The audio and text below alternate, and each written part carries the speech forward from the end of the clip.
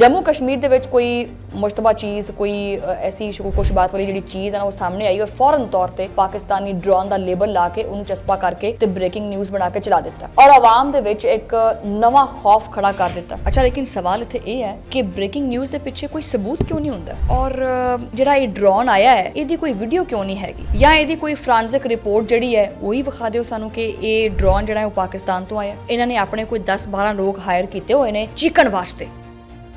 यही मसला है कि एक पासे इंडिया अपने आप में दुनिया की वड्डी जमहूरीयत कहता है और दूसरे पासे पाकिस्तान के खिलाफ गलबात होंदी है। असल सवाल यह है कि ये शोर मतलब क्यों? क्योंकि इंडिया इस वेले सफारती दबाव दे विच है। अच्छा, इत्थे ये चीज़ देख लो, जो पाकिस्तान कोई गल करता है तो पाकिस्तान सबूत भी मंगता है। इंडिया पाकिस्तान को यह ताना देता है कि जी पाकिस्तान पूरी दुनिया के विच बदनाम है, हालांकि खुद सस्पैक्टेड है। ये इंडिया जिहड़ा हर वाक़े की जिहड़ी आलमी सुर्खी है ना वो इंडिया के नां तो बनती पई है।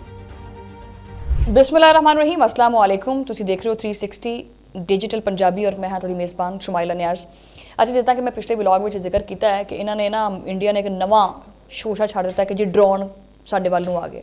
यही बारे जो ना वो व्लॉग करांगे। अज का व्लॉग शुरू करते हैं क्योंकि इंडिया ने खास करके इंडिया के मीडिया ने एक बार फिर उही पुराना फार्मूला जो वो कढ़ के दे मारिया, यानी 2026 के विच भी यही फार्मूला जो वो आजमाया जा रहा है। जम्मू कश्मीर के विच कोई मुश्तबा चीज़ कोई ऐसी खुशबात वाली जी चीज़ है ना वो सामने आई और फौरन तौर पर पाकिस्तानी ड्रोन का लेबल ला के उन्होंने चस्पा करके ते ब्रेकिंग न्यूज़ बना के चला दिता और आवाम दे विच एक नवा खौफ खड़ा कर दिता। अच्छा, लेकिन सवाल इत्थे ये है कि ब्रेकिंग न्यूज़ के पिछे कोई सबूत क्यों नहीं होंदा और जिहड़ा ये ड्रोन आया है इहदी कोई वीडियो क्यों नहीं हैगी या इहदी कोई फ्रांसिक रिपोर्ट जिहड़ी है वही विखा दिओ सानू कि ये ड्रोन जिहड़ा है वो पाकिस्तान तो आया। कि कोई हथियार सी, कोई धमाका सी, कोई जानी या कोई माली नुकसान सामने जो आया है तो वो दस दो। नहीं, ये कुछ भी नहीं। सारिया चीज़ां सिर्फ और सिर्फ महज एक लफ्ज़ के आले दुआले खड़ियां ने। वो की है लफ्ज़? शक। और इंडिया के शक नूं सच बना के बेचना तो तुहानूं पता ही है कि किद्दां बेचदे है। इन्होंने अपने कोई 10-12 लोग हायर किए हुए ने चिकन वास्ते। वो इन्ना चीकदे वो झूठ नूं इन्ना बोलते हैं कि वो सच लगन लग पैंदा। यही मसला है कि एक पासे इंडिया अपने आप में दुनिया की वड्डी जमहूरीयत कहता है और दूसरे पासे पाकिस्तान के खिलाफ गलबात होंदी है। इहदा मीडिया कदी कोई सच विखा ही नहीं सकता, यानी किसी भी अदालती म्यार के बगैर हर चीज़ पाकिस्तान के खाते में पा देनी है, हर चीज़ पाकिस्तान के खाते पा देनी है। और अगर वाकई कोई ड्रोन पाकिस्तानी सी तो कम अज़ कम उसका सीरियल नंबर ही दस दो, ਉਹਦਾ ਕੀ कंट्रोल सिस्टम ਸੀ ਇਹ ਦੱਸ ਦਿਓ। मतलब ਉਹਦੀ कोई टैक्नोलॉजी विखा ਦਿਓ, कुछ तो दिखा ਦਿਓ। दुनिया 2026 ਚ ਰਹਿੰਦੀ ਪਈ है, ਤੁਸੀਂ पता नहीं ਕਿਹੜੇ गोले तो आए हैं। ये लगता वो आमिर खान जी मूवी से ना पीके ये सारे उधरले पासों ही आए ने हैं। अजकल का दौर सैटेलाइट्स का दौर है, रिडार्स का है, डिजिटल फ्रांसिक्स मौजूद ने, लेकिन फिर भी एंकर चीका कूका मारी जाते।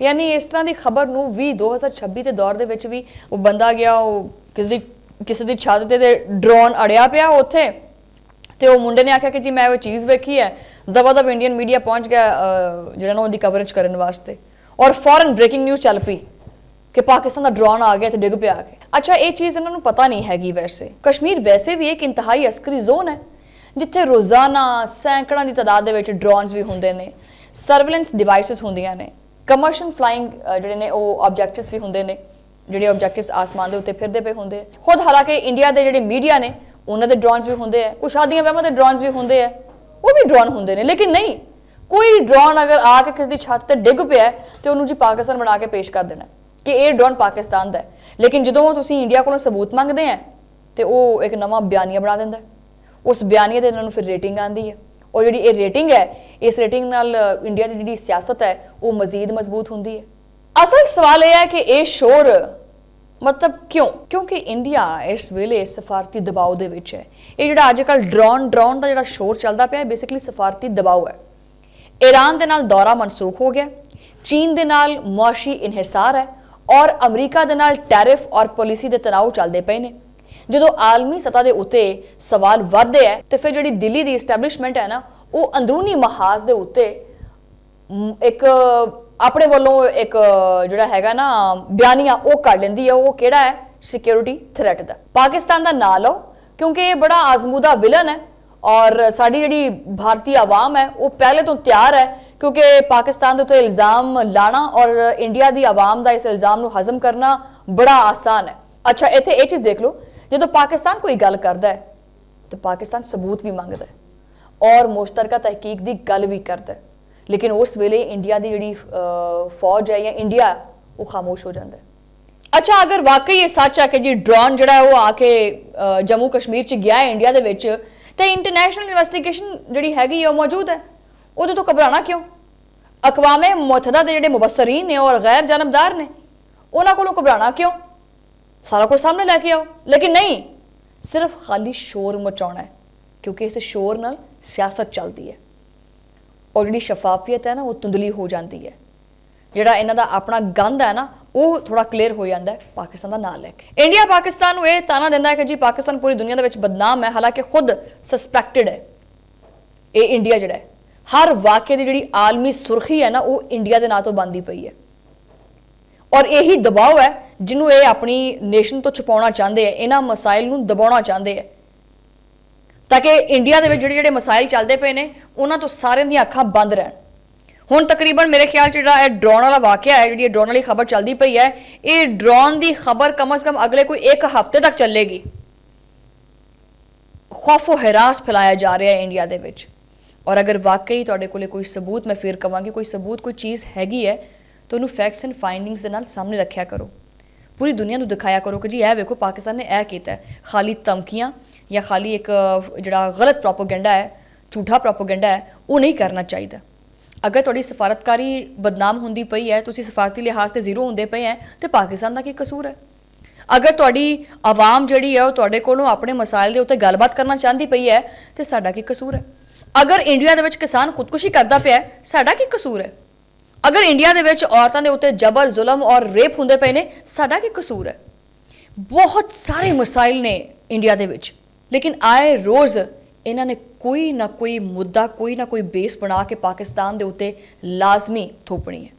पाकिस्तान की जिहड़ी पोजीशन है ना वो हमेशा वाजे है और हमेशा वाजे रहिंदी है और अगर कोई ड्रोन, अगर कोई खिलाफ वर्जी या कोई खतरा हैगा तो बैन अल-अक़वामी मैकेनिज़म के तहत उसकी तहकीकात होनी चाहिए है। ये तुहानूं पता नहीं हैगा, करवा लो जाके। इन्नी अकल कौन देवे तुहानूं?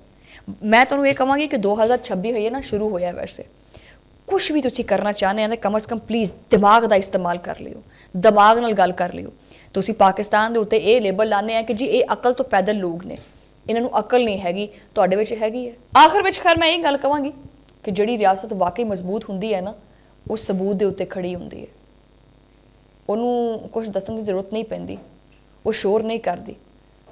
और जिहड़ा मीडिया वाकई आज़ाद होवे ना वो सवाल चुकता है, वो लेबल नहीं लाता। इंडिया अगर अपने आप को आलमी ताकत समझदा है तो उन्होंने चाहिए कि वो अपने इस म्यार ते खड़ा भी तो होवे कि सिर्फ पाकिस्तान के खिलाफ गल करनी है, कि सिर्फ ये दसना अपनी आवाम को कि जी आ पाकिस्तानी ड्रोन आ गया। मैं इंडिया के विच किसी घर के कोई भांडा भी खड़क जाए ना तो वह भी कहता है कि जी पाकिस्तानी आके खड़का गए भांडा। तो जुमला मेरे को बड़ा ज़बरदस्त सी, वैसे कोट नहीं करना चाहती पई, मतलब कुछ भी हो जाए ए पाकिस्तान ने किया। समझ तो गए होने बस यार, बस करो यार, कोई सिर पैर नहीं होंदा थोड़ी गलबात का। मैं जो मतलब लाइक इंडियन चैनल्स के उत्ते कोई भी खबर देखती हैं तो हर मुल्क का जोड़ा इदारा होंदा है ना वो अपनी आवाम के प्रॉब्लम्स को हाईलाइट करता होंदा है, कुछ सफारती लिहाज जी कामयाबी है वो दसदा पिया होंदा, होर भी बथेरियां चीज़ां होंदियां, लेकिन कोई मतलब खबर दे रहा होंदा अपनी आवाम नूं। लेकिन इंडियन मीडिया सिर्फ और सिर्फ पाकिस्तान मुखालिफ बयानियां। अच्छा, ये भी नहीं इन्होंने अकल हैगी कोई 1-2 चैनल ला देन मगर पाकिस्तान मुखालिफ सारे ही लगे होंदे है, सारे। क्योंकि जो और चीकां बहुत मारते हैं, क्योंकि जो इंसान के कोले दलील नाल गल ना होवे या लॉजिक ना होवे तो उदों इंसान फिर चीका कूका मारता है, क्योंकि गल झूठी होंदी है तां करके, क्योंकि सच नूं और दलील नूं चीकण की लोड़ नहीं पैंदी हैगी। इसी गल दे नाल मैनूं दिओ हुण तुसीं इजाज़त, तुहाडे नाल मुलाकात होएगी अगले वीलॉग दे विच, उदों लई अल्लाह ने के पान।